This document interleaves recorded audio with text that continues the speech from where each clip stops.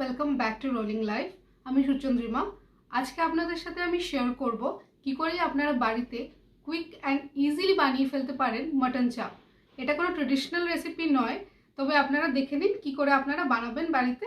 চলুন তবে রেসিপিটা আপনাদের সাথে শেয়ার করছি।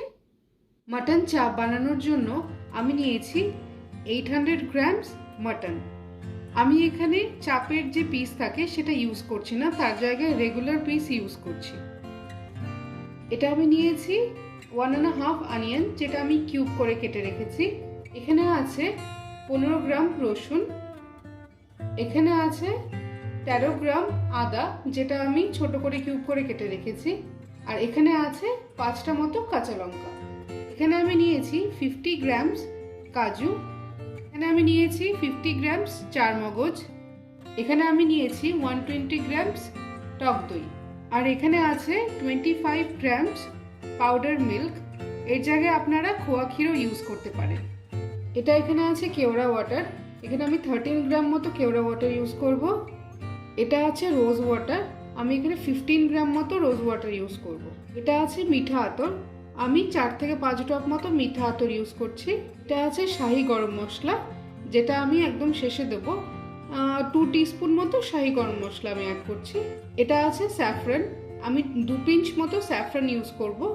আর ড্রাই স্পাইসের মধ্যে এখানে আমি নিয়েছি 2 টিস্পুন মতো টার্মারিক পাউডার, 3 টিস্পুন মতো চিলি পাউডার, 3 টিস্পুন সল্ট। তো দেখুন এখানে আমি আদা, পেঁয়াজ, রসুন, কাঁচা লঙ্কা আর চারমগজ আর কাজু বাদাম একসাথে পেস্ট করে নিয়েছি। এই পেস্টটাকে দিয়ে এবার আমি মাটনটাকে ভালো করে মাখিয়ে নেব।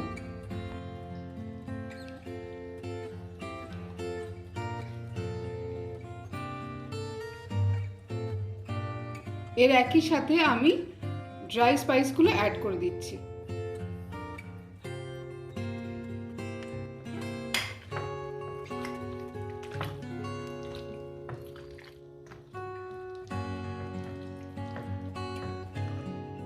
এটার মধ্যে আমি অ্যাড করছি এবার দইটা।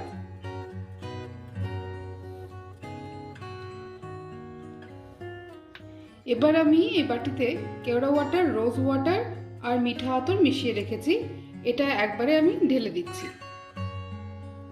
এবার একই সাথে আমি 2 পিঞ্চ মতো স্যাফরন দিয়ে দিচ্ছি।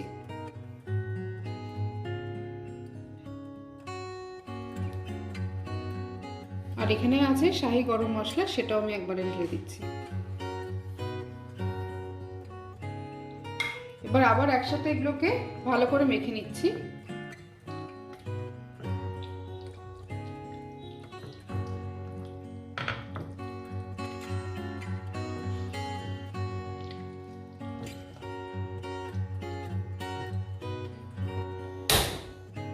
কড়াইটা গরম হয়ে এসছে, এবার আমি এতে সাদা তেল অ্যাড করছি।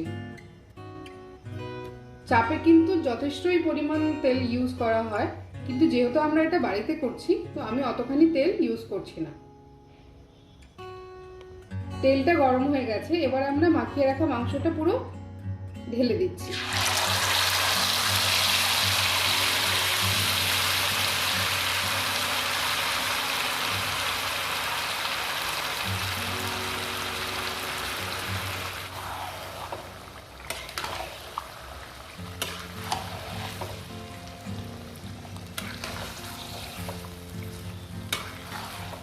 এবার এটাকে আমি 15-20 মিনিট ধরে ভালো করে কষিয়ে নেব। এই সময় আপনারা ফ্লেমটা মিডিয়াম টু লোতে রাখবেন।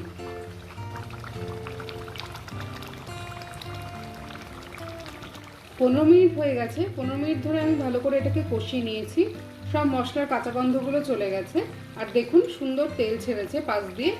এবার আমি এটার মধ্যে অ্যাড করছি মিল্ক পাউডার আর গরম জল মিশিয়ে আমি 200 ml মতো লিকুইডটা বানিয়ে রেখেছিলাম, ওটা আমি পুরোটাই দিয়ে দিচ্ছি।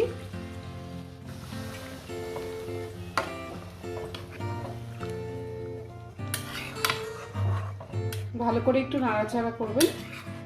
এবার এরপর যেটা আমি অ্যাড করব সেটা হচ্ছে আমার লাস্ট ইনগ্রিডিয়েন্ট, সেটা হচ্ছে গরম মশলা। তারপর আমি এটাকে দেব প্রেসার কুকারে।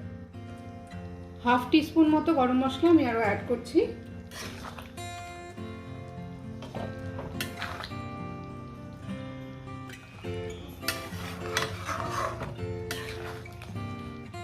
এবার আমি এটাকে প্রেসার কুকারে ঢেলে দেব। প্রেসার কুকারে দিয়ে এটাকে 4 থেকে 5টা আমি সিটি মেরে নেব, একদম লো ফ্লেমে রেখে। দেখুন আমি প্রেসার কুকারে চাপটাকে ট্রান্সফার করে নিয়েছি। এবার আমি এটাকে গ্যাসে বসিয়ে একদম লো ফ্লেমে রেখে 4 থেকে 5টা সিটি দিয়ে নেব।